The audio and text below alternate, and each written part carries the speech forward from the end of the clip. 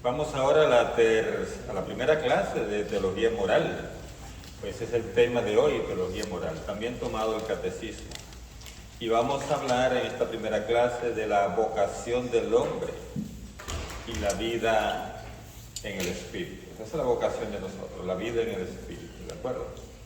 Por eso le llamamos nosotros seminario de vida en el espíritu, la forma de introducirnos en el camino del Señor, porque de eso se trata, de vivir en el espíritu. El numeral 1701 en adelante vamos a estar viendo. Y nos dice este numeral: el hombre, imagen de Dios. Cristo es el nuevo Adán. O sea, de esto vamos a descubrir nosotros cuál es la dignidad de la persona humana. Bueno, en esta filmina el título está abajo, ¿verdad? Así lo pusieron, es como una, vamos a decir, una presentación artística, ¿verdad? Que pone el título abajo. Entonces dice que Cristo es el nuevo Adán, en la misma revelación del misterio del Padre y de su amor. Manifiesta plenamente al hombre, al propio hombre, y le descubre la grandeza de su vocación. Mira que vino Cristo a demostrar a nosotros quiénes somos en realidad. O sea, por eso que dice, manifiesta plenamente al hombre, al propio hombre. Porque si hay un hombre que ha sido perfecto, humano, pues Jesucristo. Igual perfecto Dios, ¿de acuerdo? 100% Dios, 100% humano. Pero perfecto humano, o sea, que Él es el modelo para nosotros, lo que deberíamos ser, con la gracia de Dios, ¿verdad? Entonces, Él nos descubre a nosotros la grandeza de nuestra vocación. La palabra vocación aquí significa qué es lo que Dios quiere de nosotros. O sea, la grandeza de lo que Dios quiere de nosotros, vocación, ¿verdad? De lo que Dios, por lo cual fuimos hechos a imagen y semejanza de Dios. En Cristo, imagen del Dios invisible, el hombre ha sido creado a imagen y semejanza del Creador. De las tres personas divinas, una se hizo visible a través de esta encarnación, a través de hacerse como uno de nosotros.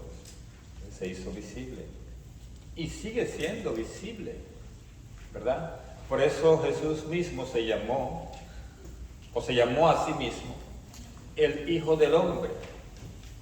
Como le dije alguna vez, ¿verdad?, en la clase que correspondía a Cristología, que ese término Hijo del Hombre significa que de la Trinidad uno se hizo Hijo del Hombre. O sea, Jesús se define así para distinguirse dentro de las tres personas de la Santísima Trinidad como el que se hizo hombre, o sea, el Hijo del Hombre.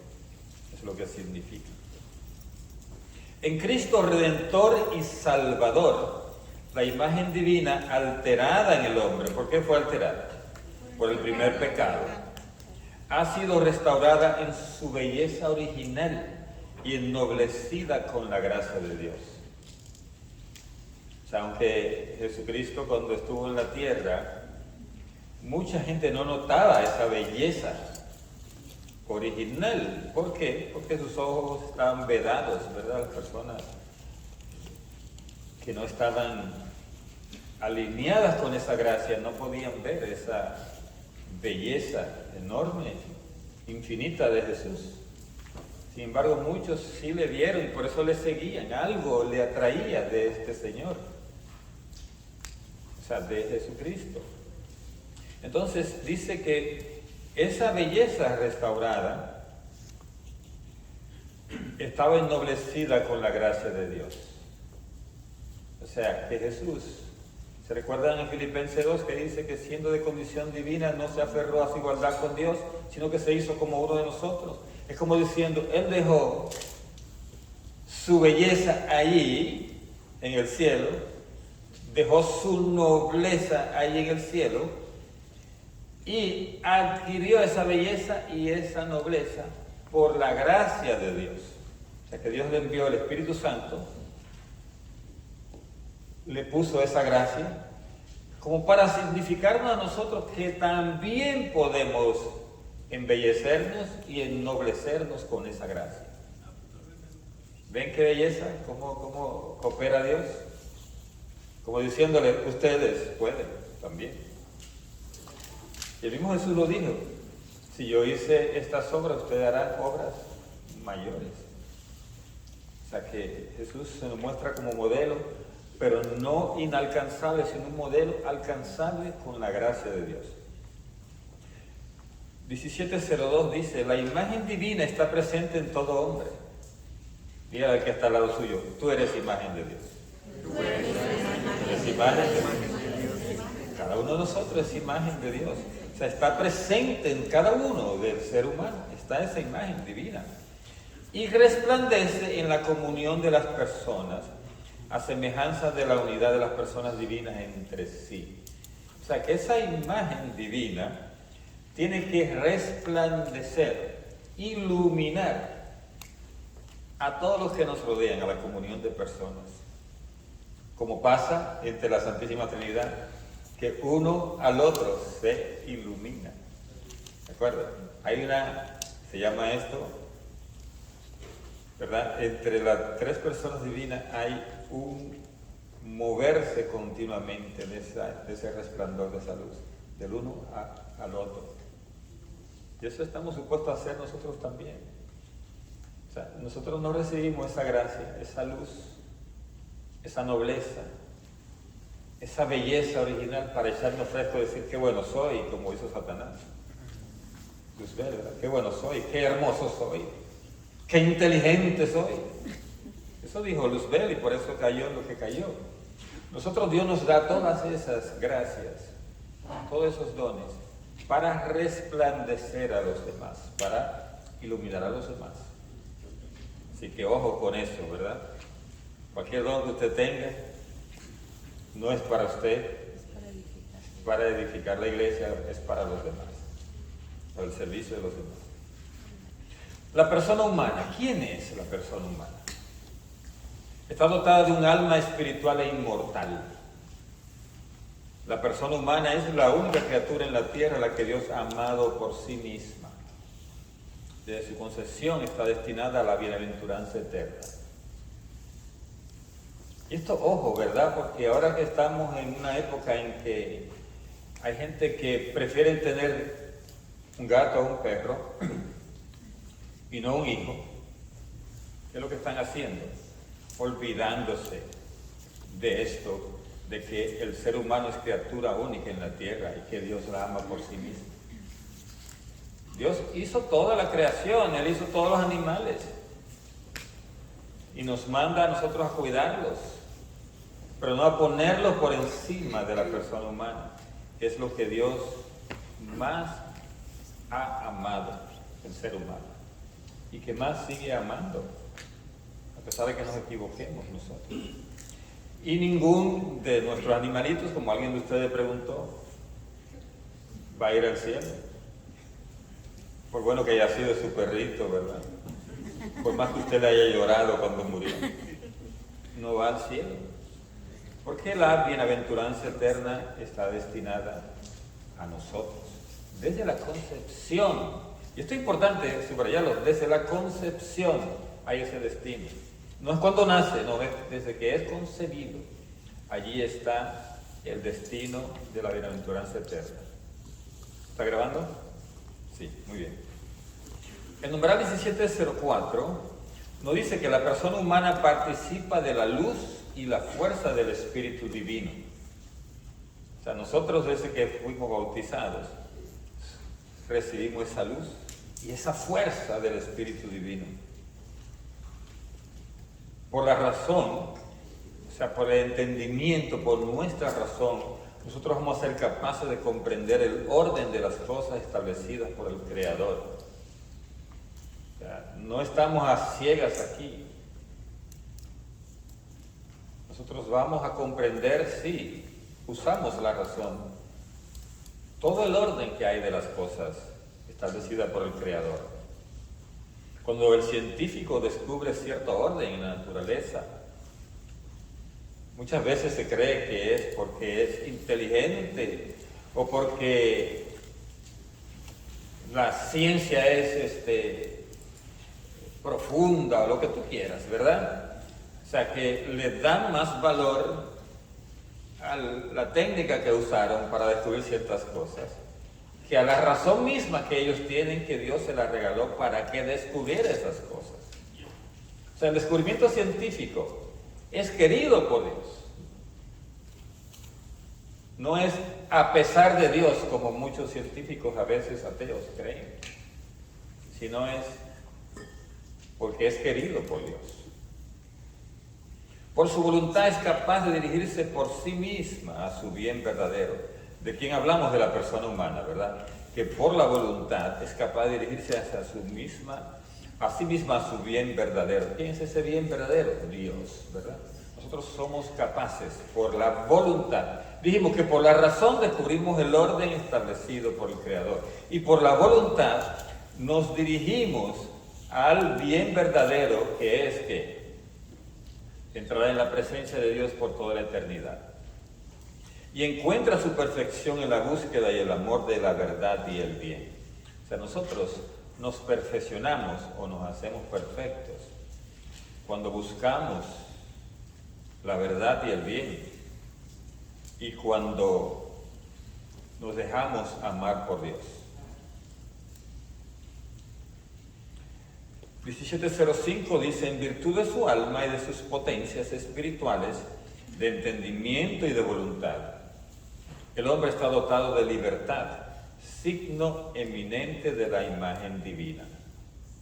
Oye bien, nosotros cuando decimos que somos imagen y semejanza de Dios, estamos diciendo esto. Y aquí se refiere directamente a la imagen. La semejanza tiene que ver con la santidad, ¿de acuerdo? La parte espiritual. Entonces, la imagen de Dios la mantenemos después del pecado original. Lo que se perdió fue ¿qué? La semejanza, la santidad, la gracia. Entonces, en la imagen de Dios nosotros tenemos, al igual que Dios, entendimiento, tenemos voluntad y tenemos libertad.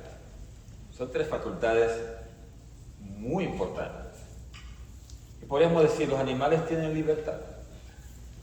Y hay gente que dice, yo quiero ser como un pajarito que vuela por ahí, se va donde quiera. Libre como el viento, como los pajaritos. Bueno, para volar son libres, pero no para otras cosas. ¿De acuerdo? No tienen libertad de elección. Porque ellos tienen que comer de lo que está destinado a que coman. Nosotros somos que nos comemos hasta las culebras, ¿verdad? Por la libertad. No, hay gente que come lo que no debe comerse. Pero los animales comen solamente lo que se destinó por la creación a que ellos comieran. Así que no le ande echando a usted del cake o de helado, ¿verdad? Hay gente que le da helado a los perros, ¿no? Eso no es alimento de perro, lo está maltratando a usted si le da eso, ¿no? Porque ellos tienen su alimento, ¿verdad? Entonces, ¿la voluntad está en los animales? No, ellos tienen instinto, que es diferente, pero no tienen voluntad. O sea, el instinto los hace hacer lo que tienen que hacer. Nosotros con la voluntad hacemos lo que nos plazca, aunque no sea bueno,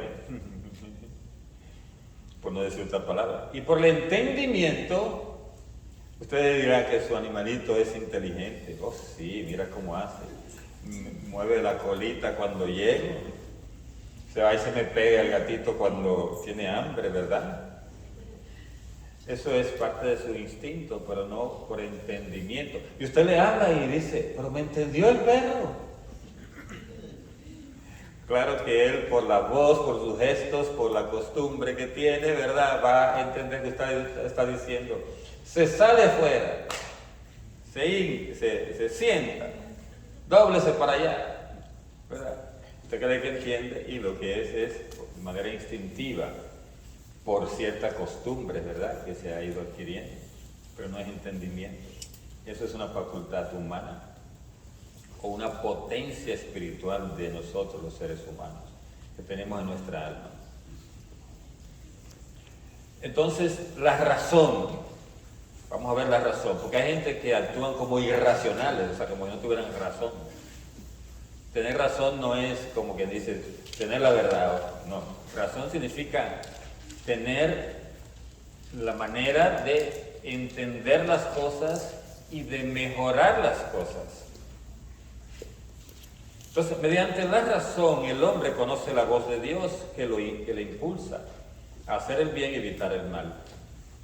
Todo hombre debe seguir esta ley que resuene en la conciencia y que se realice en el amor de Dios y del prójimo. Hay una ley en la conciencia y esa ley nos ayuda a hacer el bien y evitar el mal.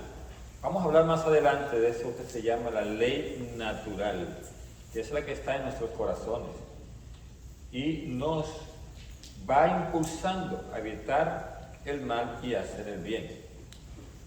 Entonces, y eso lo hacemos en el amor de Dios y el amor del prójimo, hacer el bien. Numeral 17:07, el hombre persuadido por el maligno abusó de su libertad.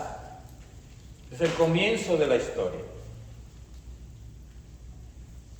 Ayer le decía yo a un grupo, o a algunas personas, creo que fue ayer o antier, le decía yo que el pecado original fue el primer día de la semana. Bueno, se lo voy a decir a ustedes más adelante. ¿Por qué fue que Jesús resucitó el primer día de la semana? Para restaurar lo que habíamos dañado. Fue el primer día de la semana, el primer día de la creación. Fue que el ser humano le falló a Dios. Fue el primer día de la creación. Por eso que dice que abusó de su libertad desde el comienzo de la historia. No fue 10 años después, no fue 15 años después. Y ustedes, cuando analicen el Génesis, aunque el Génesis es como una historieta, ¿verdad? O sea, no es historia punto por punto, es historieta, es una recreación de la reflexión que hizo el escritor, el agiógrafo, ¿no? Así se llama. La palabra agiógrafo significa escritor. Entonces, de la reflexión que él hizo, de cómo debe haber sido aquello, ¿verdad? O sea, va poniendo paso por paso. Entonces, debemos entender que Caín y Abel nacieron después del pecado original. El pecado original fue el primer día de la creación. Sucumbió el ser humano a la tentación y cometió el mal desde ese primer día de la historia. Y conserva el deseo del bien. O sea, nosotros, aunque sucumbimos en el pecado original, se conservó en nuestro corazón el deseo de hacer el bien. Pero su naturaleza lleva la herida del pecado original y ha quedado inclinada al mal y sujeto al error. Entonces, ¿tenemos el deseo de hacer el bien? Sí, veamos lo de Abel, que deseaba ser agradable a Dios. Deseo de hacer el bien. Por el misma Adán y Eva, que después del pecado original se pusieron a hacer taparrabos de higuera, ¿no? De hojas de higuera, ¿verdad? O sea, eso era hacerse el bien ellos mismos. Me imagino que Adán fue el que buscó las hojas y Eva las cosió, ¿verdad? La entretejió allí. O sea, estaban haciéndose el bien unos a otros, ¿no? O sea, que ese vamos a decir, esa impronta, ese instinto de hacer el bien está en nosotros, en nuestro corazón. Y entonces, aún así, por el pecado original hemos quedado inclinados al mal y sujetos al error. ¿Cómo se llama eso? Esa inclinación al mal y eso de concupiscencia. Oiga, ustedes están pero bien finos como teólogos. Sí, señor. Concupiscencia.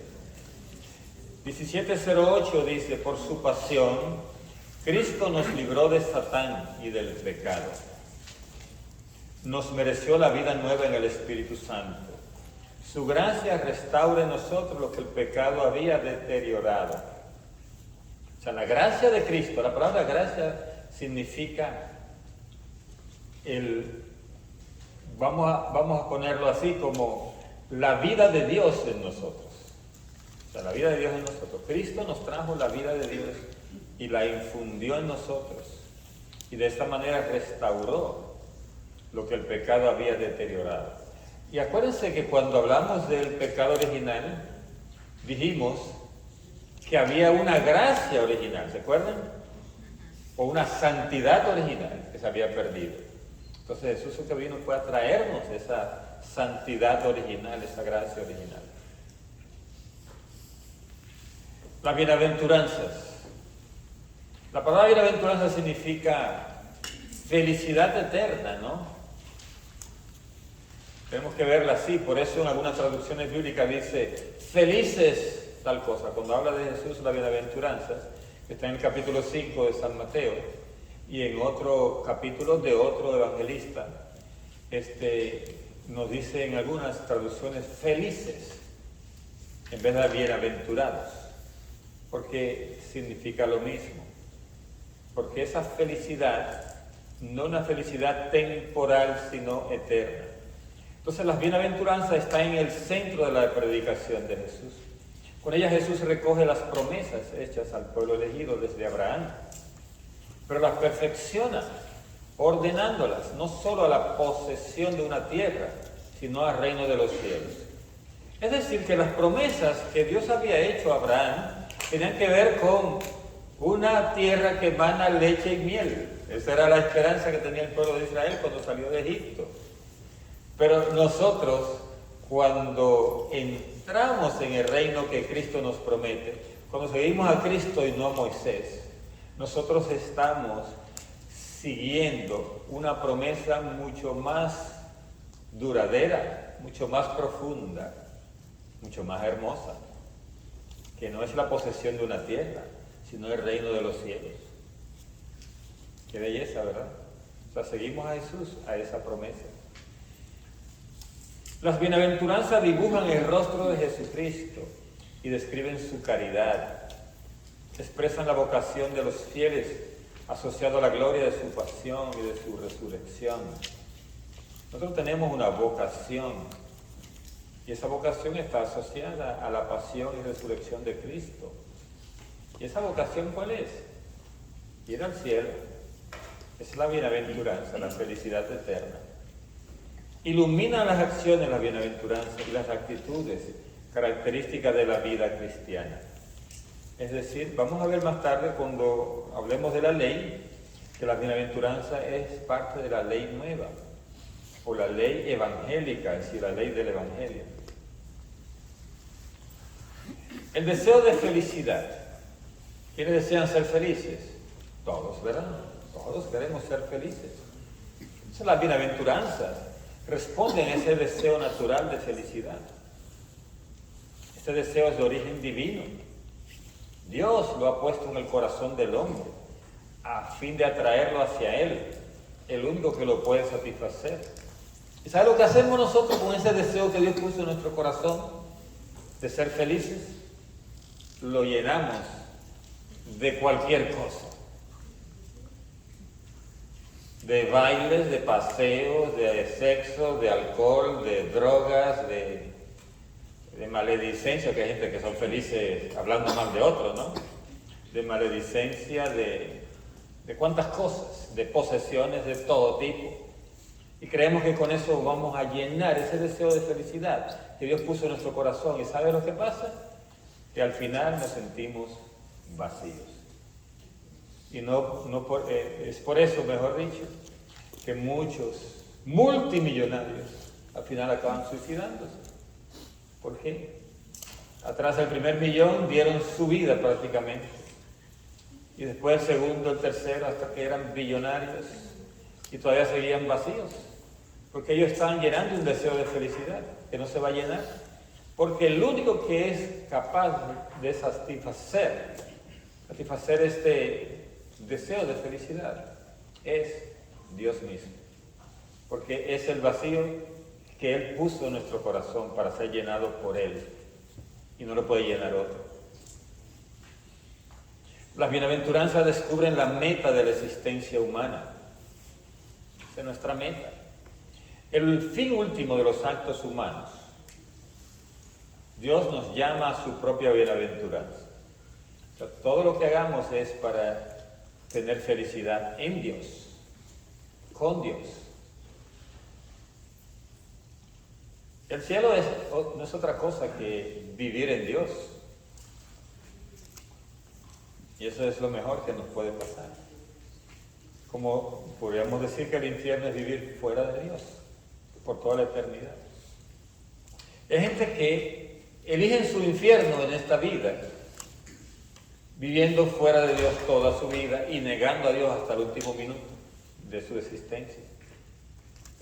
Y habemos otros, me incluyo yo y ustedes, espero que se incluyan, para bien de ustedes. Nosotros elegimos vivir en Dios desde aquí, elegimos eso. Y por eso, si perseveramos hasta el final y morimos en Dios, con Él vamos a estar en la eternidad. Eso no es otra cosa, eso. De la elección del cielo se hace aquí y del infierno también. Esta vocación se dirige a cada uno personalmente, pero también al conjunto de la iglesia, pueblo nuevo de los que han acogido la promesa y viven de ella en la fe. Si vivimos en la fe, si nos acogemos a esa promesa, nosotros seremos parte de ese pueblo nuevo, de esa iglesia que va a estar con Dios por toda la eternidad. La bienaventuranza cristiana, de todos los que seguimos a Cristo, nos dice el numeral 17:21, Dios nos ha puesto en el mundo para conocerle, servirle y amarle. Tenemos toda la existencia, lo que usted viva, 80 años, 90 años, 50 años, quién sabe, ¿verdad? Toda la existencia que Dios nos regala aquí en este mundo es para conocerle, para servirle y para amarle y así ir al cielo. O sea que no se ponga usted, vamos a decir, de mala gana, ¿no?, a servirle a Dios. Porque para eso vinimos. No sea perezoso para conocer a Dios. Y llamo esto a los católicos, no a ustedes, no a otros que están fuera, que no vinieron. Porque yo no entiendo por qué el católico es tan perezoso para estudiar la palabra de Dios, para aprender todo lo que tiene que ver con Dios. Tenemos que casi obligarnos a veces. Decimos, tal formación es obligatoria, el que no va se salió de la renovación. Lo sacamos. Y así llegan, ¿verdad? Así llegan. Obligatorio. Porque ¿qué es lo que pasa? No queremos conocer a Dios. Y a veces hay gente que son perezosos para servirle a Dios. Parece que ni siquiera saben a qué vinieron en este mundo. ¿Verdad? Como un sacerdote una vez que está predicando y entonces en eso llega allí a la... ¿Sabe que en los pueblos de nosotros está el parque al lado de la iglesia, sí o no? Sí. Y siempre hay un heladero allí. Pero este heladero estaba afanado por vender. Entonces él, helado, pero ya no había nadie, todo el mundo estaba metido dentro de la iglesia, en la misa. Y entonces él dice, déjame entrar ahí para ir mirando a la gente y que sepan que yo estoy aquí cuando salgan, ¿verdad? Entonces en ese momento, está el sacerdote predicando y dice, ¿para qué vino Jesucristo al mundo? Y él como quería hacer su propaganda dice, a comer helado. Quería hacerse notar para que la gente supiera que estaba ahí el heladero, ¿no? Nosotros vinimos a este mundo a participar de esa naturaleza divina, ¿verdad? Entonces, eso nos hará a nosotros posible vivir en la vida eterna. Por eso vamos a entrar en la gloria de Cristo y en el gozo de la vida trinitaria. ¿Sabían ustedes que nosotros vamos a vivir en Dios? Ese es el cielo. ¿Pero a través de quién? A través de Jesucristo. Porque somos parte de su cuerpo, el cuerpo místico de Cristo. O sea que aquella canción que dice, mi vida está escondida en Dios, está escondida en Él. Pero ¿dónde estamos escondidos? Dentro de las llagas de Jesús, dentro de tus llagas escóndeme. Dentro del corazón de Jesús, allí vamos a vivir. Entonces vamos a ser parte de la Trinidad, viviendo en Cristo por toda la eternidad. Eso es todo. Y no es cualquier cosa, ¿verdad? Por si acaso. La bienaventuranza prometida, dice en numeral 17:23, nos coloca ante opciones morales decisivas. O sea, si nosotros nos acogemos a esa promesa, tenemos decisiones morales decisivas que hacer. Por eso que se habla de la teología moral, para que nosotros sepamos qué decidir, cómo decidir, cuándo decidir. Y nos invita a purificar nuestro corazón de sus malvados instintos. Sobre todo en el tiempo de Cuaresma nos invitan a purificar nuestro corazón y a buscar el amor de Dios por encima de todo. Nos enseña que la verdadera dicha no reside ni en la riqueza o el bienestar, ni en la gloria humana o del poder, ni en ninguna obra humana, por útil que sea, como la ciencia, la técnica, las artes, ni en ninguna criatura, sino solo en Dios, fuente de todo bien y de todo amor. Oye, cuando la gente no comprende esto, por eso anda buscando riquezas, pensando que con eso van a ser felices. Pues la verdadera dicha significa felicidad, no reside en la riqueza, tampoco en el bienestar, por buena que sea tu casa, por mejor control climático que tenga dentro, ¿verdad? Como la gente cuando compra una casa dice, la casa tiene control climático automático, usted se pone bien contento, va a dar lo que sea por una casa así, ¿verdad? Porque cuando haga calor va a estar el aire allí a tu buena, ¿verdad? Cuando haga frío va a estar la calefacción puesta. Pues ese bienestar que le da estar en una casa así, o en un carro confortable, que usted entre y le diga buenos días, ¿verdad? Y carro así ya. Buenos días, ¿qué temperatura quiere en su carro? Ponme a 72, y ahí uno se setea el carro, ¿verdad? 72. Y usted dice, qué bienestar en este carro, ¿y cómo me siento aquí? Parezco una doctora. Como dijo alguien una vez, ¿verdad? El tipo está vendiendo un carro y desde que entra al carro así dice, usted se ve bien ahí dentro de ese carro. Y dice, parezco un doctor. Dice, sí, parece un doctor. El tipo compró el carro rápido porque parecía un doctor allí dentro. Entonces, cualquier bienestar en este mundo, ni parecido a lo que vamos a tener en el cielo, como dice San Pablo, ni ojo vio, ni oído dio, lo que Dios tiene preparado para nosotros. Ni hay gloria humana, hay gente que se desviven por ser famosos, tener muchos likes en las redes sociales, que todo el mundo lo ande buscando. Miren a Jesús, le dijeron, todo el mundo te anda buscando, dice, vámonos para otra parte. Jesús no quería paz. Y usted lo que hubiera dicho, todo el mundo te anda buscando, ¿quiénes? A ver, ¿quiénes? A ver.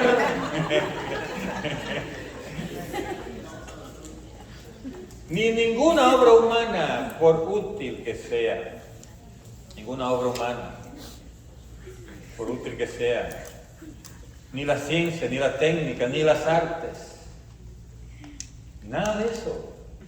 Por más que usted sepa de ciencia, por más buen técnico que usted sea, por buen artista que usted sea, nada de eso le va a dar la dicha que usted necesita.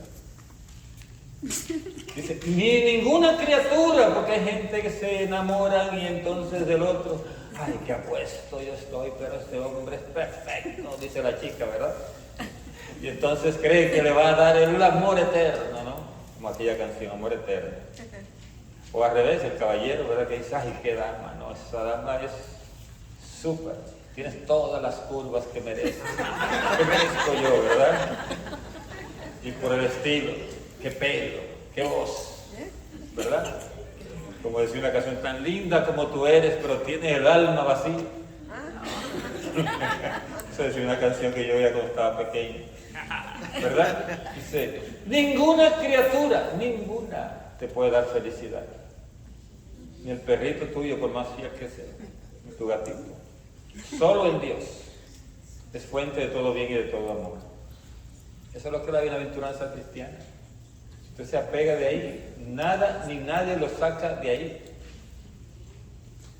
Hay gente que se matan porque se les fue la novia o que se les fue el novio, te quitan la vida. O la esposa lo dejó nada más con los perritos y se llevó todo el resto, hasta la plata del banco. Y por eso se quieren quitar la vida. No, pues Dios es fuente, Dios es fuente de todo bien y de todo amor. Si usted tiene a Dios, como decía Santa Teresa, ¿verdad? Decía, quien a Dios tiene, nada le falta. Usted no necesita más nada. Como alguien que le dijo, he perdido todo, he perdido mi esposa, mis hijos, mi dinero, mi trabajo, mi todo. Y no me quedó nada, lo único que tengo a Cristo. Dice, pues ya lo tienen todo. Porque hay mucha gente cuando pierden todo es que buscan a Dios. Miren qué cosa. Ahí se dan cuenta que es lo que necesitan.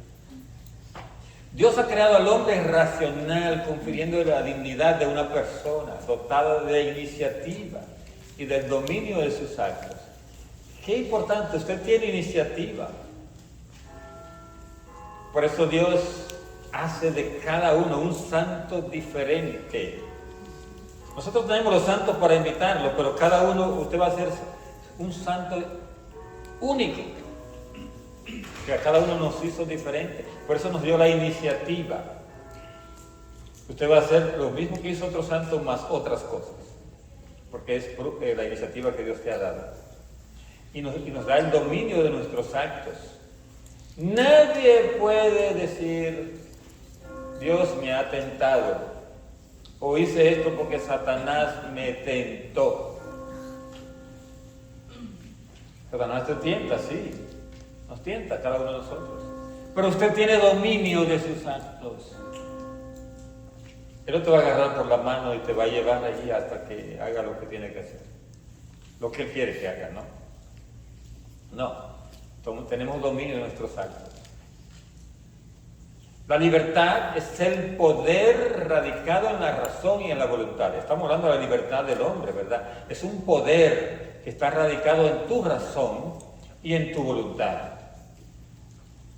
Nos da tiempo para ejercer la libertad, el pensar qué vamos a hacer.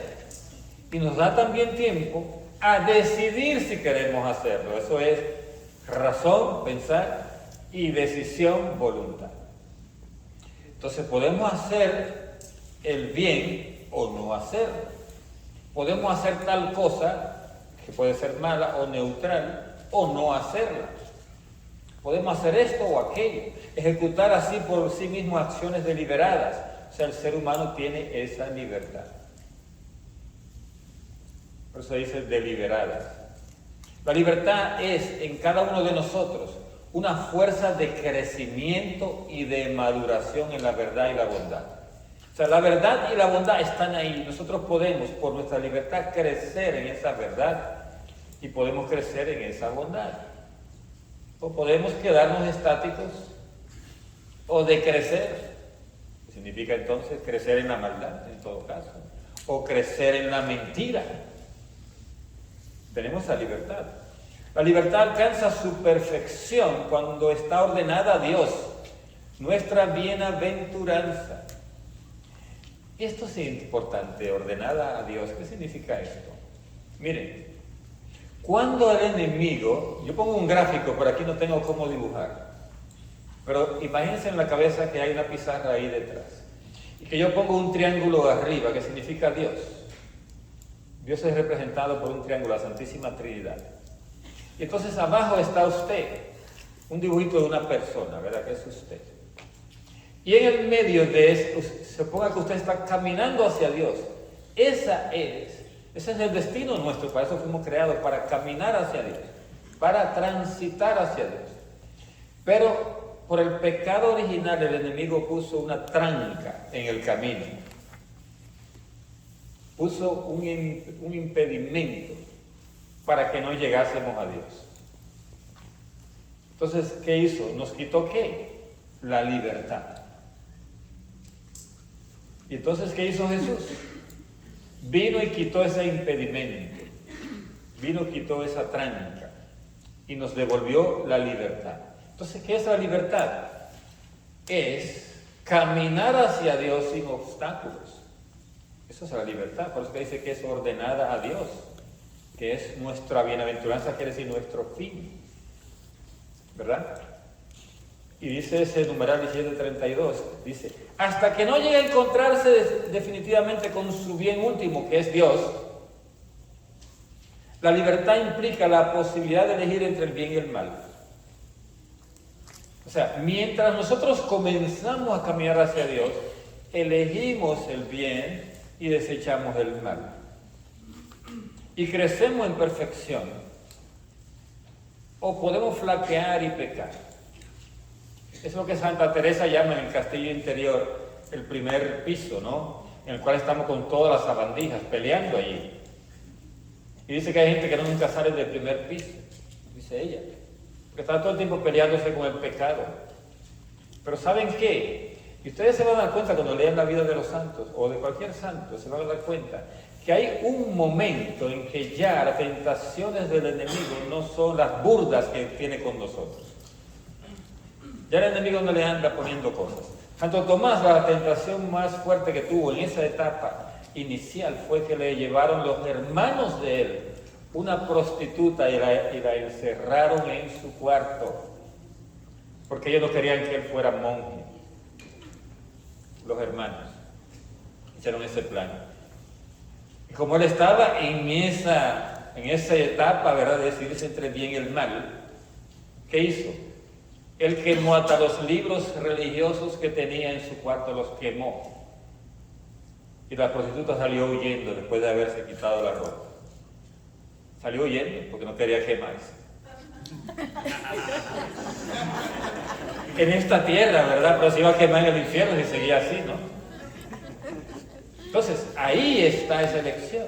Después de eso, Santo Tomás lo dejaron irse al convento. Y ya sus tentaciones no eran de ese tipo. ¿Entiende? Si usted y yo tenemos tentaciones de ese tipo así, de arrastrados, ¿entiende? Tentaciones de arrastrados, es porque no hemos superado esa posibilidad de elegir entre el bien y el mal. No hemos caminado suficiente hacia Dios, porque hay un momento en que usted se va solo. Y las tentaciones del enemigo son bien sutiles en ese momento, como la de San Martín de Porres. La tentación que tuvo al final de su vida fue Satanás. Ya no encontraba cómo tentarlo antes de morirse. Porque la tentación última que Satanás le da a muchos de nosotros es, se le aparece haciéndole creer que es para el infierno que usted va. Aunque usted ha sido muy bueno, pero es para hacerle pensar a usted que usted no va a ir al cielo. O sea, desesperarlo, ¿no?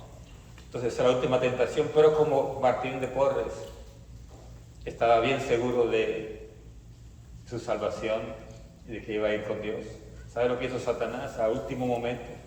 Lo tentó de esta manera diciéndole, oh, aquí está el santote, el que va a ser venerado, el santo más importante de la historia de la iglesia. Con esa tentación le llegó, oye, para que Martín de Porres se creyera que él era demasiado bueno. Como él ya sabía que iba para el cielo, entonces le está diciendo, no, tú eres lo mejor que ha habido en esta tierra. Oye, qué tentación.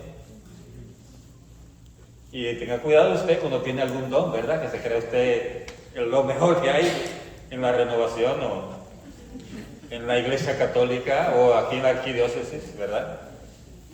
No, esa es una tentación fea. Es fina, ¿no? Es bien fina. Cualquiera cae, ¿no? Cualquiera cae, porque usted ahí tiene el abanico listo para decir, ¿sabe que la familia, no? Yo.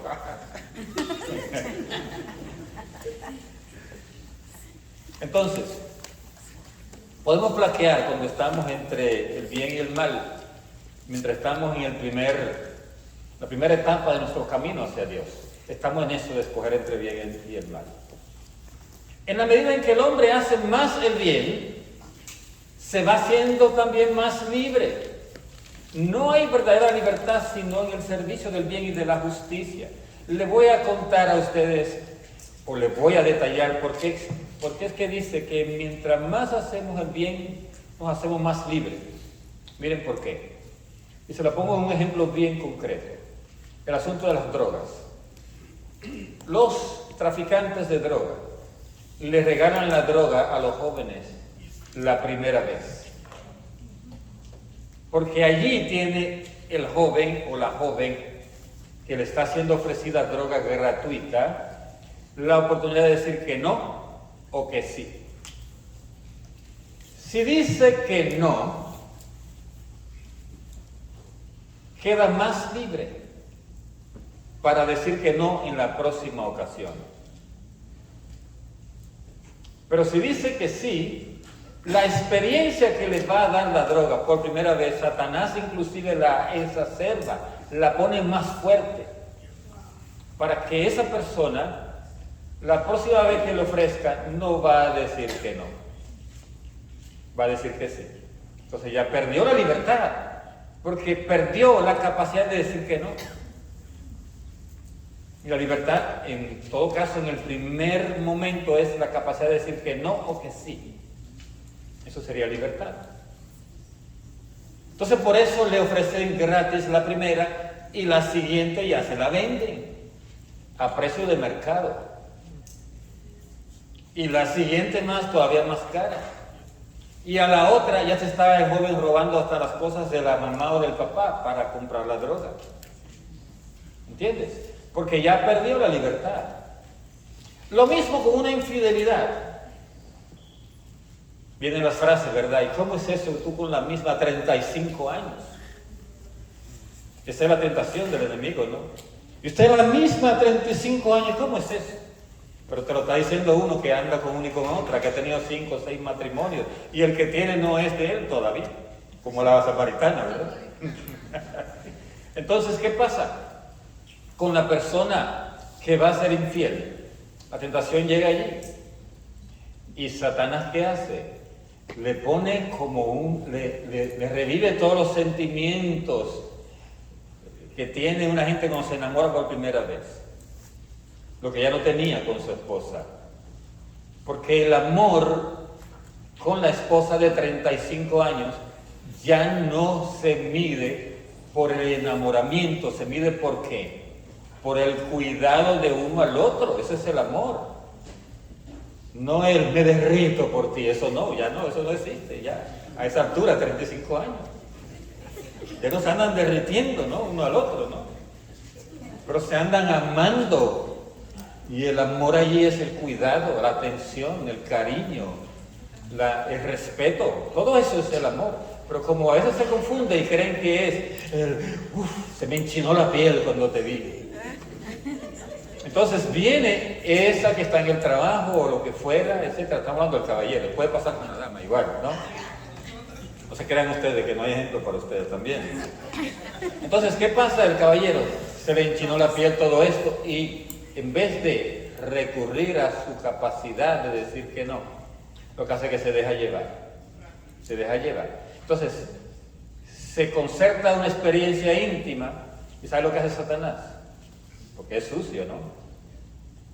Le da una experiencia que no había tenido nunca antes, ni siquiera con su esposa. O sea, la parte sentimental, Satanás controla nuestros sentimientos, nuestra sensibilidad, él la controla. Entonces él hace que tú sientas más que nunca. Y tú dices, no, pues esta sí la quiero. Y dice como el borracho cuando la mujer le dijo, ya andaba con la quería, dice él. No, la quería no la quiero, dice él. O sea, la quería es como en pasado, dice. Entonces, no, ahí la experiencia la exacerba al enemigo. ¿Y qué pasa? Y ahí vemos al hombre vendiendo todo, dejando a la mujer de lado, dejando a los hijos de lado, dejando todo, perdiendo todo si es necesario, por la que se le presentó y le dio esa experiencia. Y después Satanás se burla de eso. Porque después esa que buscó, por ese lado lo bota él porque estaba muy viejo, 35 años tenía con la mujer. Debía tener de 35 a 25, ¿cuántos son? 60, ¿verdad? El viejo de 60 ya no. Ya me dio la plata y ya se lo tiró por un lado. ¿Entiende lo que es? Por eso cuando hay una tentación, nosotros estamos en el primer nivel de decidir el bien o el mal. El enemigo se aprovecha y allí nos da una experiencia diferente. Pasa lo mismo con la homosexualidad, pasa lo mismo con el lesbianismo, pasa lo mismo con, ya le dije lo de la droga, con el alcohol, pasa lo mismo con el juego. Cuando yo fui por primera vez a un lugar de juego, que era una ciudad de juego, se llama Atlantic City, en New Jersey, todos mis amigos se les vivieron gastando todo su dinero. Y a mí me dieron, yo gasté $20 para montarme en el bus y me devolvieron 5 para jugar.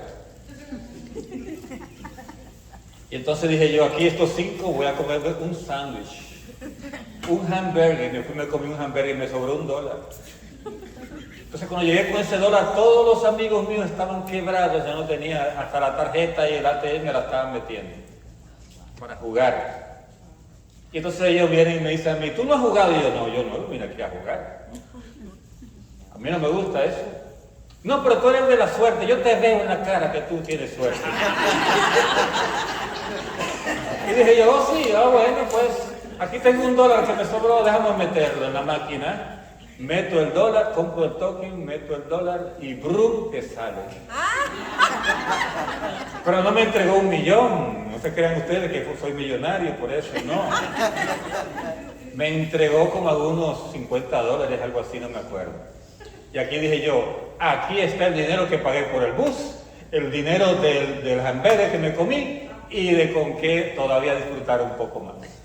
No, sigue jugando, tú eres de la suerte. Dije yo, ese es el truco de los que empiezan.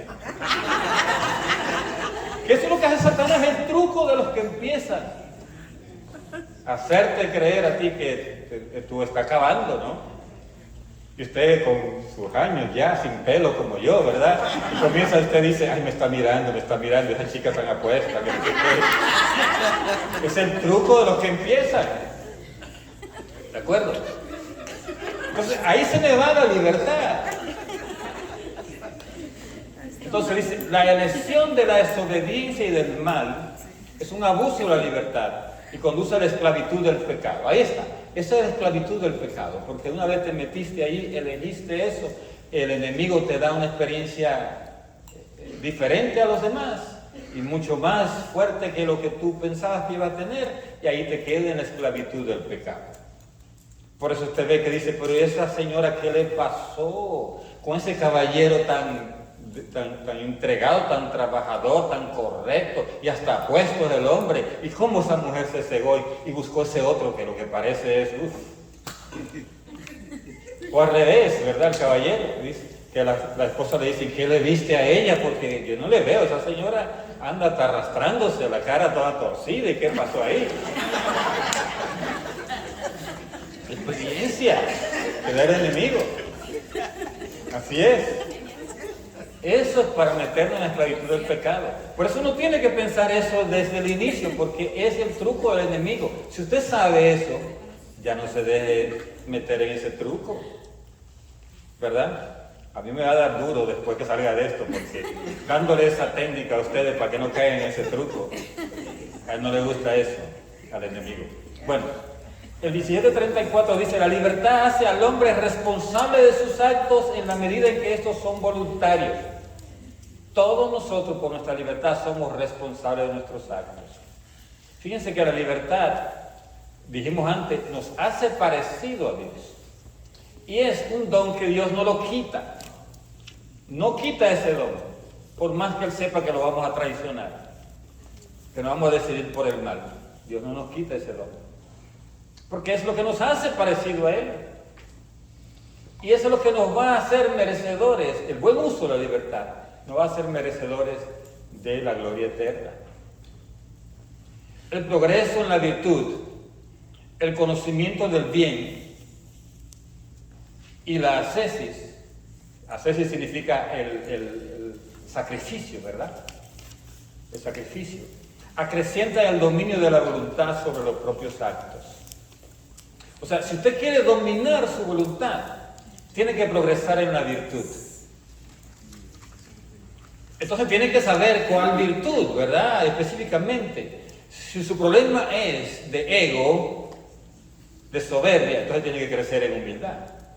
Si su problema es de envidia, tiene que crecer en la generosidad. Si su problema es de avaricia, tiene que crecer usted en ser bondadoso, en darle a todo el mundo, generoso también. Si su problema es la lujuria, tiene que crecer en castidad y en pureza. Entonces, hay que crecer en la virtud. Y entonces, hay que crecer también en el conocimiento del bien. O sea, ¿qué es el bien?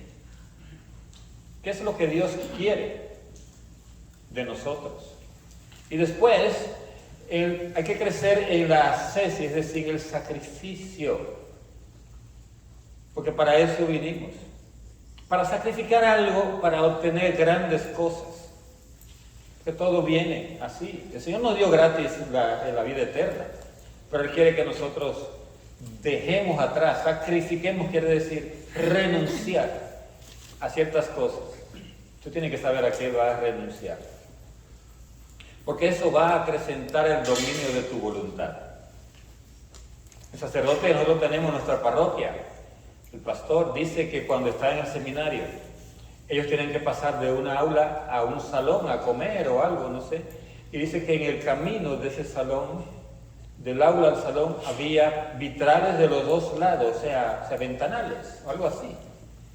Y dice él que ellos le enseñaron a todos a caminar hacia el salón, comedor o lo que fuera, sin mirar hacia los lados, por lindo que estuviera el día.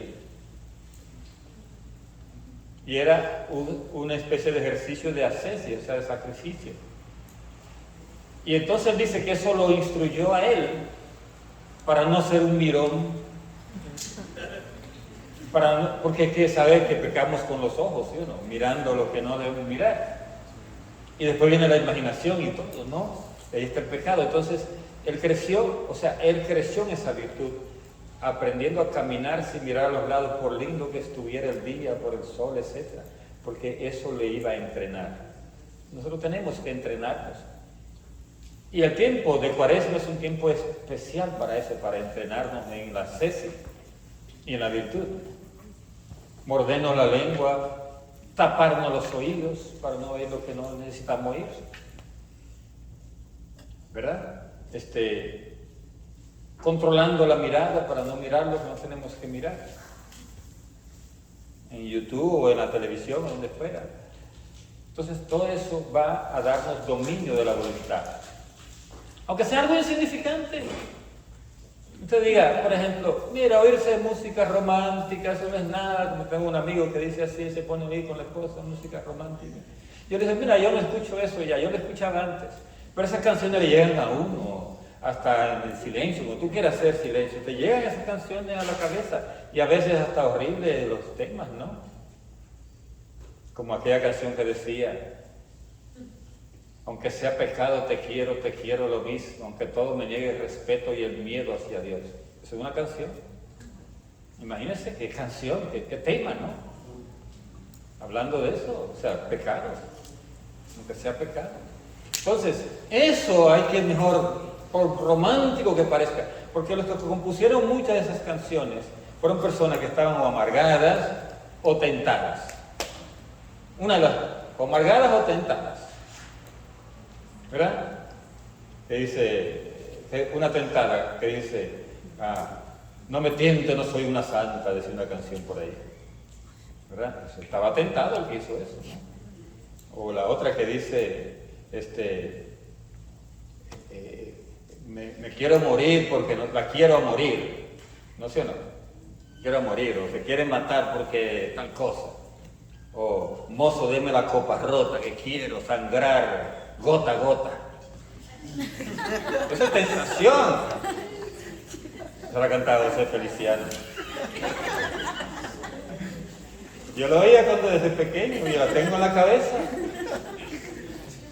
Pero esas son cosas que tenemos que tapar el oído para que no nos tienten en el momento que corresponde, porque nos van creando una base. Y a la hora de la hora,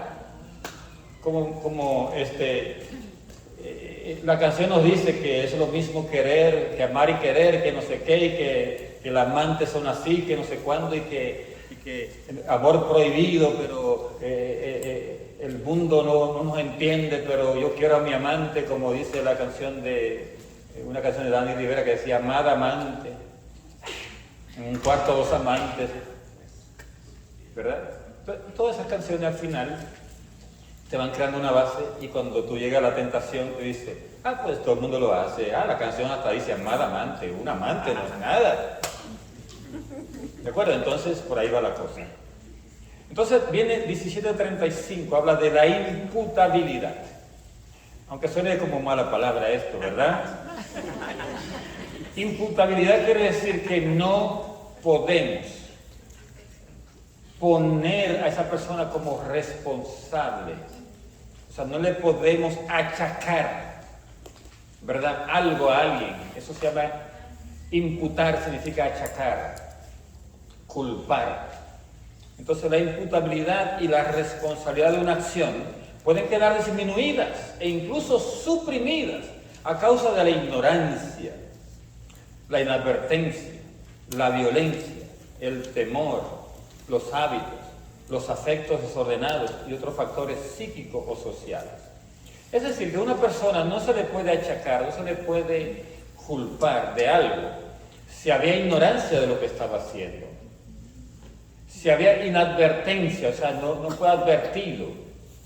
Y fíjense que el Espíritu Santo, la conciencia que usted tiene, le advierte siempre cada vez que usted va a hacer algo malo. Te advierte. Por eso se llama inadvertencia. Es muy difícil que no lo sea, pero puede ser que uno, por cantidad de veces que ha hecho algo o porque ha visto otro haciéndolo, no esté advertido en el momento que va a cometer un error. Entonces también la violencia, es decir, que tú cometas un pecado porque alguien te está obligando, eso ya no te puede culpar a ti, nadie. Por el temor, una chica que se case por temor al suegro que la quiere, o el papá que le dijo, te casas o te vas de aquí, te voy a desheredar, etc. Entonces actúa el temor. Entonces eso no tiene culpa porque había temor. Los hábitos, es decir, cuando hay cosas que se hacen tan repetidamente por ciertas circunstancias, al final se disminuye la culpa que tú tienes. Los afectos, y cuando hablamos de afectos, tiene que ver afectos desordenados. ¿Por qué? Porque fuiste criado como una persona acomplejada o acomplejado. Entonces ahí vienen los afectos desordenados, ¿verdad? O te criaron con diferencia a ti, un hermano o una hermana, etcétera, y crearon envidia, entonces hay un afecto desordenado. Y hay factores psíquicos o sociales, o sea, factores que están en tu mente y van digamos, a forzarte un poco o a moverte hacia ciertas formas de actuar. Y entonces hay factores sociales, es decir, que tú vives en un barrio donde todo el mundo es ladrón, ¿qué se espera que sea? Ladrón también, ¿verdad? Entonces es un aspecto social. Entonces eso disminuye la culpa. Entonces, ahí la pregunta, ¿la libertad crece? Puede crecer, pero ¿cuándo? Cuando se hace el bien. Cuando se hace lo bueno, la libertad crece más. Y decrece, sí, cuando se hace el mal, se pierde la libertad. Así que cuando usted tenga un joven que diga, a mí mi cuarto es mío, este país es libre, yo soy libre, usted le diga, no, la libertad no es eso. La libertad no es hacer lo que te convenga, lo que tú creas, lo que te venga en gana, no es. La libertad se ejerce en la relación entre los seres humanos, o se ejercita en esa relación entre los seres humanos. Toda persona humana creada a imagen de Dios tiene el derecho natural de ser reconocida como un ser libre y responsable. Toda persona humana tiene libertad y tiene que ser creída. Dígame cuando falte media hora, porque yo el reloj mío está en la hora antigua. No he querido agarrar la hora nueva, no sé. Tengo que hacer algo ahí, no he tenido tiempo. Entonces, el derecho, mejor, todo hombre debe prestar a cada cual el respeto al que tiene este derecho. O sea, el derecho a ser libre, hay que respetarlo en los demás. Por eso la Iglesia es bien cuidadosa con cualquier movimiento que hay dentro de ella. Si se coarta la libertad de las personas, la Iglesia pone el ojo en ese movimiento. Por eso la Iglesia llama secta a toda comunidad religiosa que se ha fundado fuera de la Iglesia y aún dentro de ella, en la cual se controla el ejercicio de la libertad de las personas. Y yo he oído muchos testimonios de gente que han llegado al catolicismo de otras denominaciones, entre comillas, que a veces son sectas. Y es horrible cómo controlan a la gente. Primero, para que crea ciertas cosas. Segundo, para que haga ciertas cosas. Y tercero, para que no se vaya del grupo al cual pertenece.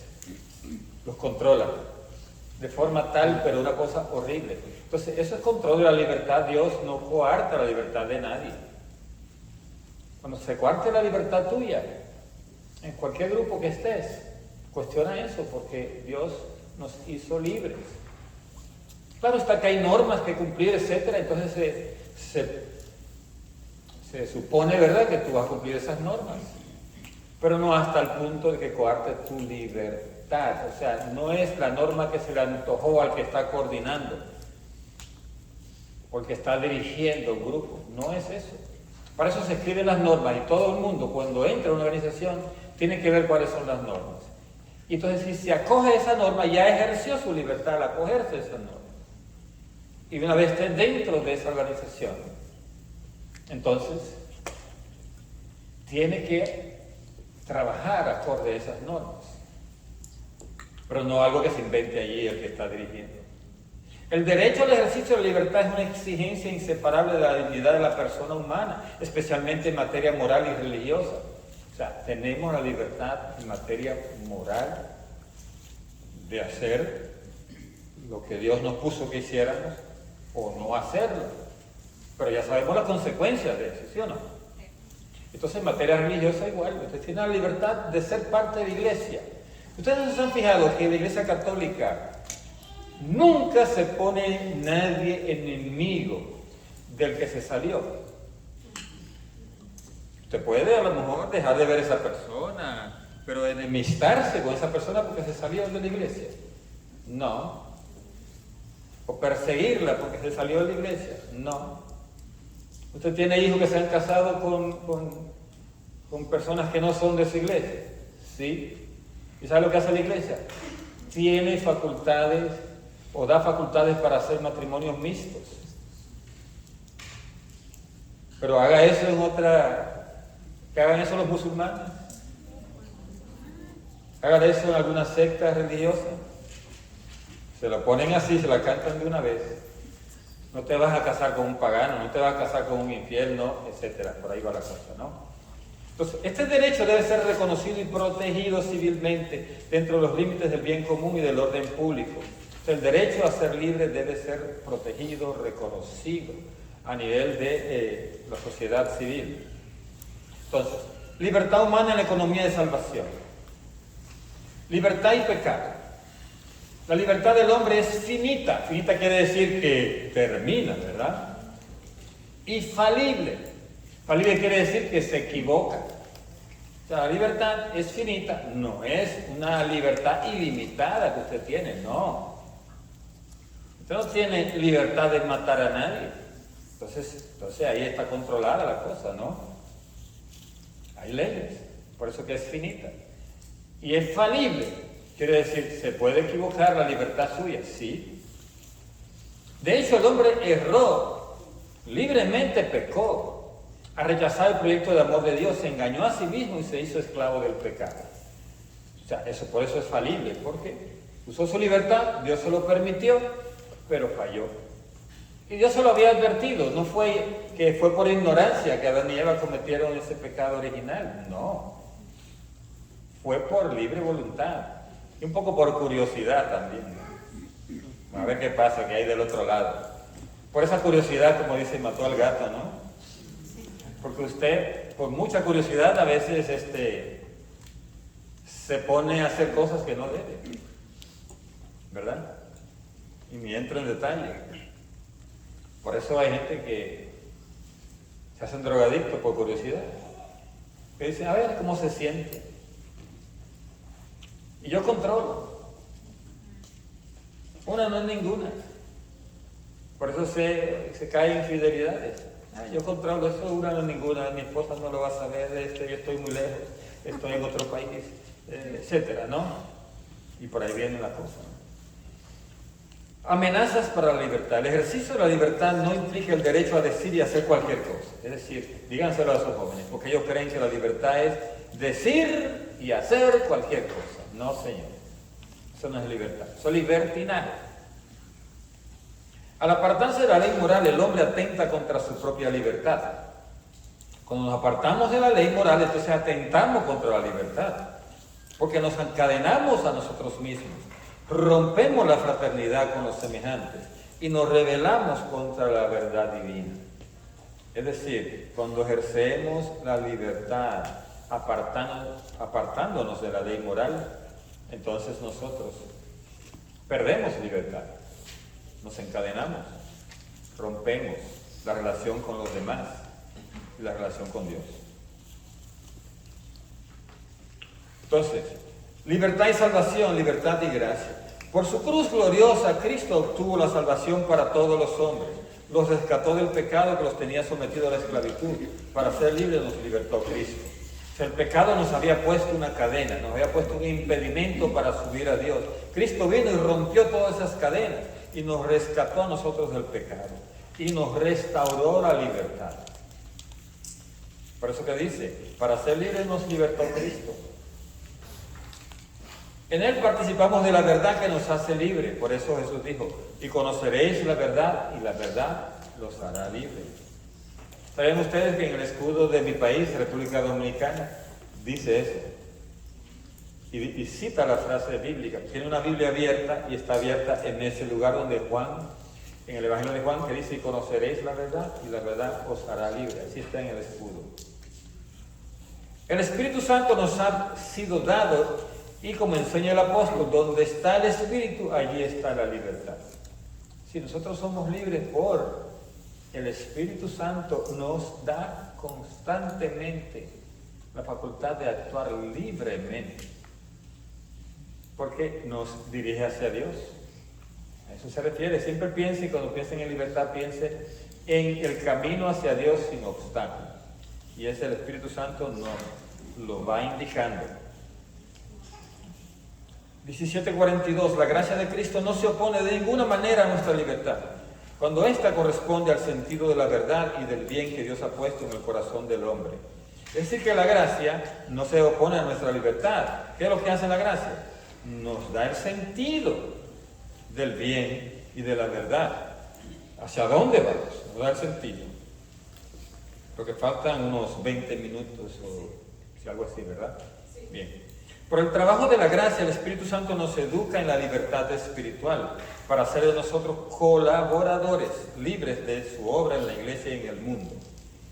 O sea, nosotros vamos a ser colaboradores de la iglesia, vamos a ser colaboradores del plan de Dios, pero el Espíritu Santo nos va educando en esa libertad de cómo hacerlo. Entonces, los actos humanos tienen una moralidad. Entonces la libertad hace al hombre un sujeto moral cuando actúa de manera deliberada. El hombre es, por así decirlo, el padre de sus actos. Los actos humanos, es decir, libremente realizados tras un juicio de conciencia, son calificados moralmente como buenos o como malos.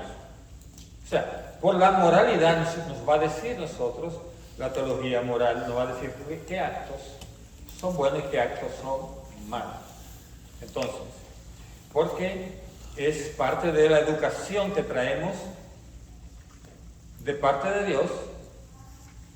Por eso dice que nos da la conciencia y nos crea un juicio para calificar esos actos de buenos o malos.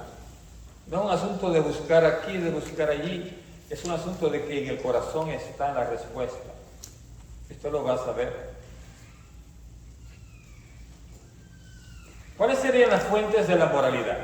Pónganle ojo a esto porque es parte de la, digamos, de lo más esencial de lo que es la moral, ¿verdad? La moralidad de los actos humanos depende del objeto elegido, del fin que se busca o la intención, de la circunstancia de la acción. Son los tres. Entonces, para usted calificar un acto, cualquiera que sea, que haga otro, que haga usted mismo, usted tiene que ver primero el objeto elegido. Es un bien hacia el cual tiende deliberadamente la voluntad. O sea, lo que usted eligió es la materia de un acto humano. Vamos a poner. Usted quiere sacarle $1.000.000 a un familiar suyo. Ese es el objeto elegido, el dinero, ¿verdad? El $1.000.000, ¿verdad? Entonces, ese es el objeto, el $1.000.000. Ahora vamos a ver la intención del mismo ejemplo. Entonces, frente al objeto, entonces está la intención, que se sitúa al lado del sujeto. O sea, la intención viene con usted. El objeto puede estar fuera de usted, pero la intención está dentro de usted. Entonces, la intención, por estar ligada a la fuente voluntaria de la acción, o sea, a la voluntad suya, y por determinarla en razón del fin, ¿verdad?, es un elemento esencial en la calificación moral de la acción. Entonces, vamos a ver. ¿Cuál es la intención que usted tiene de ese $1.000.000 que usted le quiere sacar a un hermano? ¿Verdad? ¿Qué intención tiene usted? Ayudar a los pobres. Por ejemplo, si usted dice, va a ser ayudar a los otros hermanos, porque ese hermano se quiere agarrar toda la herencia. Y él no quiere darle a ninguno. Quiere hacer ver que no hay dinero, que los papás cuando se murieron no dejaron nada. Pues yo estoy haciendo una operación aquí, combinado con alguien que sabe que está en un banco y que sabe cómo se mueven las cosas, y le voy a sacar ese $1.000.000 porque él no entiende de razones, se le ha hablado y no entiende. El fin es bueno, la intención es buena. Usted quiere agarrar ese $1.000.000 para distribuirlo entre sus hermanos, entre los otros hermanos y usted mismo. Entonces el fin, la intención es buena, ¿sí o no? Sí. El objeto sigue siendo el $1.000.000, la intención entonces es buena. Ahora vamos a ver las circunstancias. Dice, las circunstancias no pueden de suyo modificar la calidad moral de los actos. Las circunstancias no modifican la calidad moral. No pueden hacer ni buena ni justa una acción que de suyo es mala. Entonces, si la acción fuera mala, no importa las circunstancias. Pero si la acción es buena, o sea, la intención es buena, entonces usted buscaría las circunstancias. Vamos a suponer que usted busca el momento para sacarle ese $1.000.000, que serían las circunstancias. Entonces las circunstancias que va a aprovechar sería de pronto que haya alguien que te ayude técnicamente en hacer la transferencia bancaria, ¿verdad? Que tenga usted alguien que haya entendido cómo hacerlo, etcétera, y se apareció esa persona. Esa sería la circunstancia, ¿verdad? O sea, la circunstancia no es buena ni es mala. Lo que haría malo era si usted lo que está haciendo está mal por la intención. Si la intención fuera usted quitarle ese $1.000.000 sabiendo que no es de su herencia, sino que su hermano lo hizo por su esfuerzo, entonces la intención no es buena. El objeto sigue siendo el mismo, pero la intención es robarle a su hermano, con la excusa de que porque él agarró cierto dinero que mi papá le dio cuando estaba vivo y con eso hizo ese primer $1.000.000 y después se hizo más rico y de ahí me corresponde ese $1.000.000. Entonces ahí está la intención como algo malo. Y las circunstancias entonces harían que por la intención, toda la moralidad de ese acto sería mala. Si se dan cuenta que hay que tener los tres elementos. Usted le va a pegar a un hijo suyo. El objeto elegido, ¿cuál sería? El cincho, ¿verdad? O la chancleta, ¿verdad? El objeto elegido. La intención suya puede ser corregirlo o puede ser descargar usted su ira. Porque usted, su esposo, se le fue y lo dejó con esos 3 muchachos ahí, y usted no puede con ellos, son los 3 varones. Ellos necesitaban a su papá. Y usted tiene una rabia grandísima y se quiere descargar esa rabia con su hijo. Entonces la intención no es buena. Y las circunstancias fue aprovechar que él cometió un error, que trajo malas notas. Así era la circunstancia. Y usted aprovechó ahí para hacer eso, descargar. Ahora, cambiemos la intención. El objeto sigue siendo la chancleta, o sea, o el cincho, ¿no? El cinturón. La intención, corregir algo malo que su hijo hizo. ¿Entiende? Ya no descargar su ira a usted, corregir algo malo que hizo. ¿Y la circunstancia? ¿Cuál sería? Eso malo que hizo, ¿verdad? O sea, la circunstancia. Entonces ahí convierte un acto moral algo bueno, porque usted está haciendo una corrección. Ahora bien, ¿qué sería malo ahí que usted se pase de la raya, ¿verdad? Y dé más correazo de la cuenta o lo deje mal herido, ¿no? Entonces ahí ya estaría mal. Entonces, ya ven cómo trabaja la moralidad. O sea, cuando usted va a decidirse sobre un acto, tiene que ver qué intención tiene usted o la otra persona que cometió el acto y qué objeto está usando y qué circunstancia. 17.5.5. El acto moralmente bueno supone a la vez la bondad del objeto, del fin y de la circunstancia. Debe haber bondad en los tres para que sea moralmente bueno sin excusa. Una finalidad mala corrompe la acción, aunque su objeto sea de suyo bueno. Como orar. Orar es bueno, sí. Ayunar es bueno, sí. Pero si lo hace para ser visto por los hombres, entonces allí la intención es mala. Y hace de eso algo malo, no bueno. Ayunar es bueno, sí, pero si lo hace para... Voy a aprovechar para rebajar unas libras ahora que estoy ayunando, para que se vayan los chichos, las gomitas, lo que sea, ¿no? Ya no tengo que hacer la lipo porque voy a ayunar durante toda la cuaresma. Me voy a ahorrar eso de la lipo.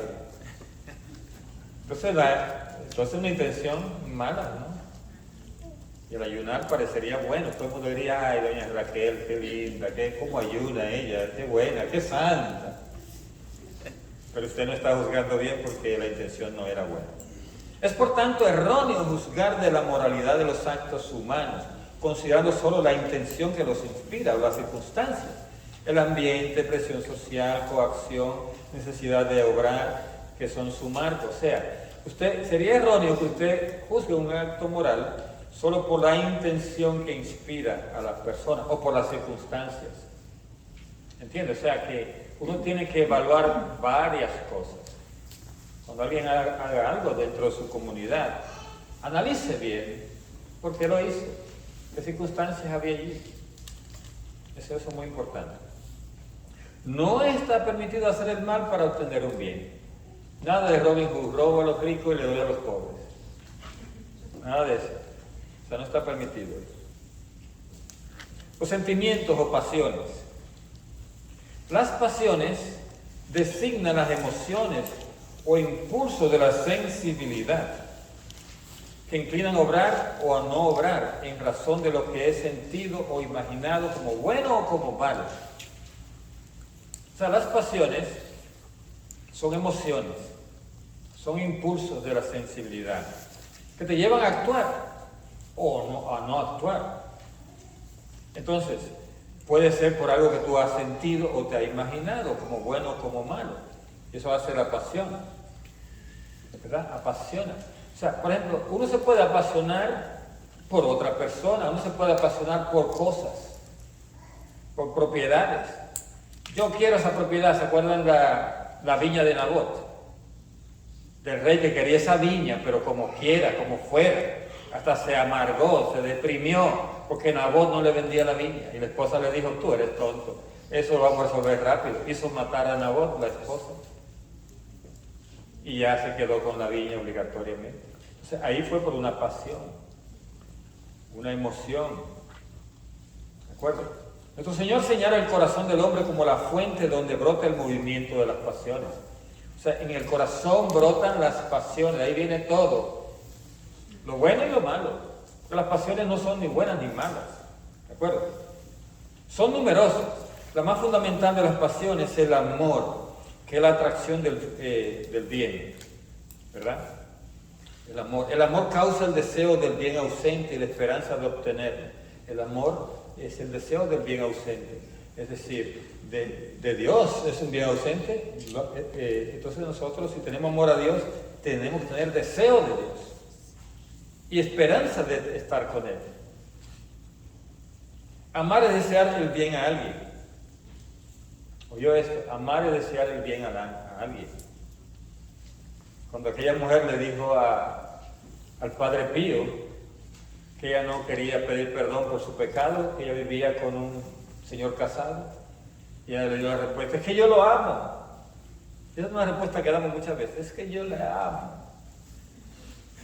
Como yo te amo, como dice la canción, ¿verdad? Nadie te podrá querer así, etcétera, ¿no? Entonces, eso de boca, ¿no? Porque el amor es desearle el bien a alguien. Entonces ella deseaba el bien a ese caballero. No, porque lo quería llevar al infierno a él y se va a ir ella también. ¿Sí o no? Entonces eso no es desearle el bien. Los demás afectos tienen su fuerza en este movimiento original del corazón que el corazón del hombre hacia el bien. O sea, nosotros queremos ir hacia el bien. Y entonces esa es la pasión. El amor es la primera de las pasiones. Entonces, en la vida moral las pasiones no son ni buenas ni malas. Solo reciben calificación moral en la medida en que dependen de la razón y de la voluntad. O sea, que depende de cómo razones. Allí sabríamos si esa pasión es buena o es mala. Muchas veces, muchas pasiones malas, la gente ni razona. ¿Sí o no? No razona. Se le metió que ese peludo lleno de tatuajes, ese va a ser su novio y ese va a ser, a tu papá no quiere. Entonces dice, mija, tú has estudiado, ese muchacho ni a la escuela ha ido. Y no ve cómo se comporta, mira cómo anda vestido. No, es que no tiene razón, o sea, la razón se le fue. Entonces hay una pasión allí que está allí mediando, ¿de acuerdo? Entonces, y la voluntad también se ve afectada a través de la pasión, porque el que se apasiona a veces pierde el deseo de hacer lo que debe hacer, que sería la voluntad. Los sentimientos más profundos no deciden ni la moralidad ni la santidad de las personas,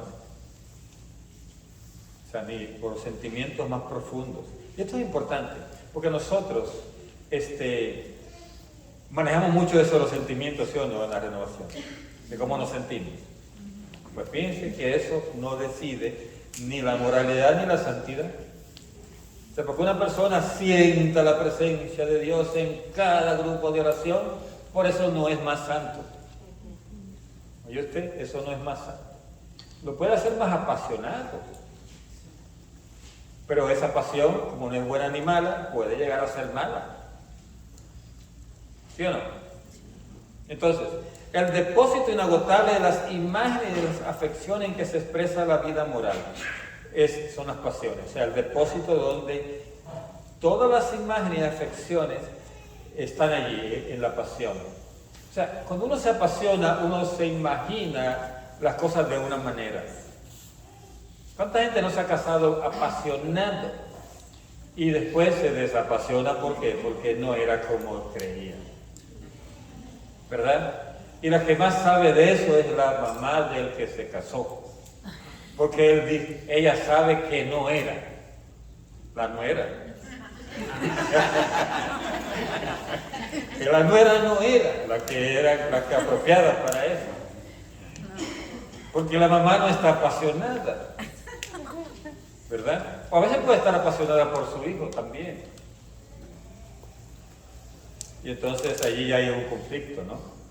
Las pasiones son moralmente buenas cuando contribuyen a una acción buena y malas en el caso contrario. Una pasión buena, ¿cuál sería? Que usted, digamos, se enamore de Dios cada día más y usted quiera servirle apasionadamente, como hay santas, ¿verdad? Como Santa Margarita María de Alacoque, que apasionada por Dios, que fue capaz de soportar 35 años de enfermedad porque Dios se lo pidió. Eso es ser apasionado.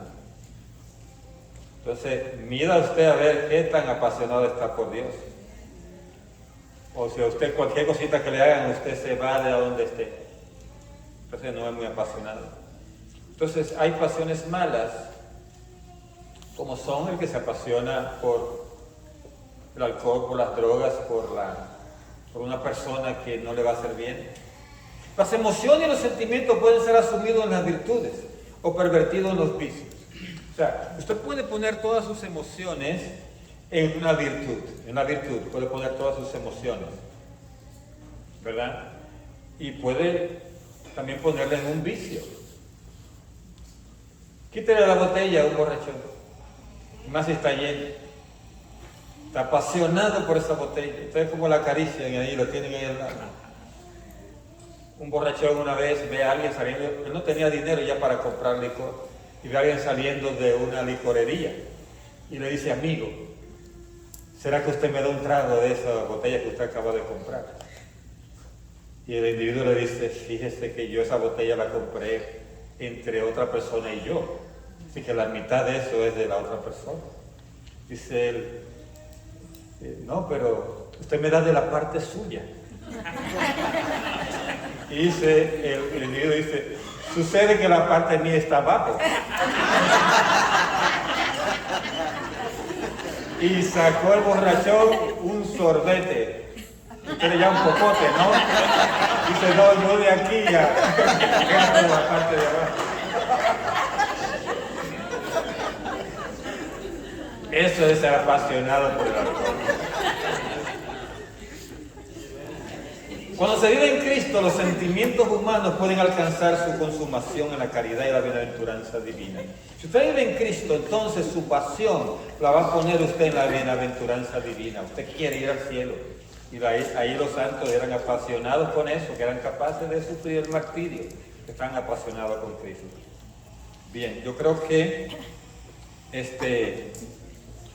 vamos a terminar con lo de la conciencia nada más, y después la otra parte de la ley la vemos después del receso, para poder equilibrar el tiempo. La dignidad de la persona humana implica y exige la rectitud de la conciencia moral. O sea, tenemos que tener una conciencia moral, entonces tiene que ser una conciencia recta. La moral comprende la percepción de los principios de la moralidad y su aplicación en las circunstancias concretas. O sea, usted su conciencia tiene que aplicarla en circunstancias concretas y tiene un juicio que está formado sobre los actos concretos que se van a realizar o se han realizado o usted está realizando. O sea, la conciencia puede actuar antes, dándole a taquicardia a usted cuando va a hacer algo. Dice: no, esto como que no está correcto, tengo como una inquietud, no debo hacerlo. Puede darle taquicardia cuando lo está haciendo, que no disfruta de lo que está haciendo, que sabe que no está correcto. O puede remorderle la conciencia después. ¿Y qué hice? ¿Cómo es posible que haya hecho eso? Entonces ahí la conciencia trabaja. Eso se llama conciencia, o sea, que va antes, durante o después. La conciencia trabaja en cualquiera de los tres momentos. Y te hace asumir la responsabilidad de los actos realizados. El hombre tiene derecho a actuar en conciencia y en libertad a fin de tomar personalmente las decisiones morales. No debe ser obligado a actuar contra su conciencia, ni se le debe impedir que actúe según su conciencia. O sea, cuando usted actúa en conciencia, es algo que ya ha hablado Dios, porque la conciencia, ¿qué es? Es el Espíritu Santo dentro de usted, que le está hablando. Es su espíritu.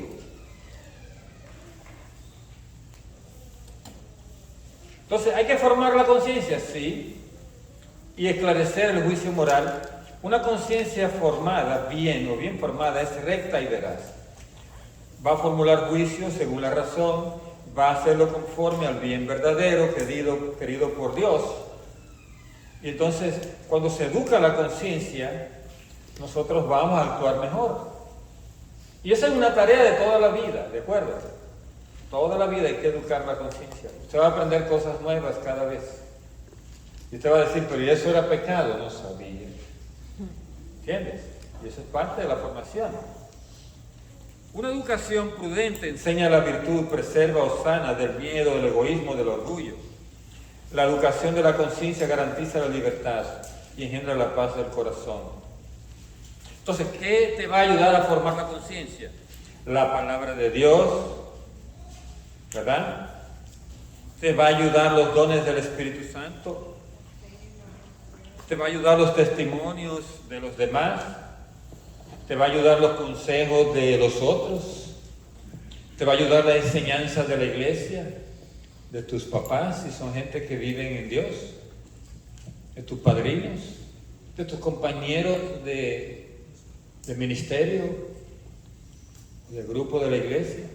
Todo eso te va a ayudar a formar la conciencia. Por eso es importante estar a la escucha. Si uno es orgulloso, entonces, si uno es egoísta, uno va a tender a no hacer caso a lo que digan los demás. ¿Por qué los jóvenes adolescentes cometen tantos errores? Porque se creen que saben más que los papás. Y más si están en este país, porque si el papá no sabe inglés o la mamá, dice, no, tú no sabes nada. ¿Qué me va a decir a mí? Y la mayoría de los jóvenes nos equivocamos, ¿sí o no? En nuestra vida, no solo los de hoy. Y entonces, y es por eso de que nos creemos que lo sabemos todo. Y entonces en ese momento no aceptamos el consejo de los demás y la guía de la iglesia. Y hay quien se desprende de la iglesia con eso, con esa excusa. La iglesia no tiene que decirme a mí lo que yo tengo que hacer. Hay gente que dice eso. Entonces, a través de eso, ¿qué hace? En vez de educar su conciencia, se van directo a cometer errores. Entonces, creo que... Ok, vamos a darlo entonces en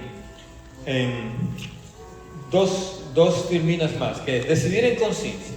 Ante la necesidad de decidir moralmente, la conciencia puede formular un juicio recto de acuerdo con la razón y con la ley divina. O al contrario, un juicio erróneo que se aleja de estas, ¿verdad? Entonces, cuando vamos a decidir, la conciencia te puede ayudar a formular un juicio recto. Si la conciencia no está bien formada, entonces podemos hacer un juicio erróneo. Entonces, a veces el hombre se ve enfrentado con situaciones difíciles, ¿verdad? Para tomar decisiones difíciles. Entonces, el juicio moral en estas situaciones es menos seguro. Entonces, tenemos que hacer ¿qué? Buscar el consejo, buscar lo que es justo y bueno, y usar un don muy especial que es el don de discernimiento, para ver cuál es la voluntad de Dios en ese momento, ¿verdad? Y qué dice la ley divina. Entonces, nosotros nos da ese don, el Espíritu Santo, en el bautismo, el don de discernimiento, para poder decidir en momentos difíciles. Por eso tenemos que esforzarnos en interpretar los datos de la experiencia. O sea, usted tiene experiencia, ya cometió errores, no vaya a caer en lo mismo. No vaya a cantar aquella canción de tropecé de nuevo con la misma piedra. ¿Verdad? O sea, que no es posible. Los datos de las cosas que nos han pasado y de la experiencia nos van a decir a nosotros cómo debemos actuar. También los signos de los tiempos. ¿Qué quiere decir eso? O sea, que vamos a tomar decisiones. Si usted, por ejemplo, está viendo una crisis económica, ¿verdad? Y están las casas, digamos, en vez de subir, están bajando. Y usted dice, ¿será bueno vender ahora? ¿O vendo después? ¿O espero que se estabilice esto? O sea, eso es signo de los tiempos. Es decir, hay cosas que las circunstancias determinadas, históricas, hacen tomar una decisión. Entonces, también el consejo de personas entendidas. Siempre hay que buscar ese consejo. Y la ayuda del Espíritu Santo y los dones. Entonces, última cosa, reglas para decidir en conciencia. Muy importante, está en el numeral 1789. Dice, en todos los casos son aplicables algunas reglas. Nunca está permitido hacer el mal para obtener un bien. Ya lo dijimos antes, ¿verdad? Y está la regla de oro que lo tienen todas las religiones. Y es todo cuanto quieras que te hagan los hombres, hazlo tú también a ellos.